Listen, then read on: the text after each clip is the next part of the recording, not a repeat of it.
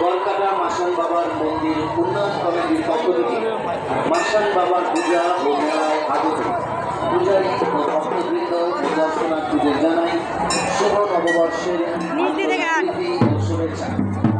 মন্দির উন্নয়নের সাথে সকল ভক্তবৃন্দকে অবগত করা হচ্ছে যে আপনারা পাঠা বলি, কবুতর বলি ও প্রণামীর জন্য মুক্ত হস্তে বাবাকে যা অর্থ করে দেবেন তা সঠিক হিসাবের জন্য অবশ্যই প্রদেয় অর্থের রসিদ অথবা কুপন দিয়ে কমিটিকে সহযোগিতা করবে।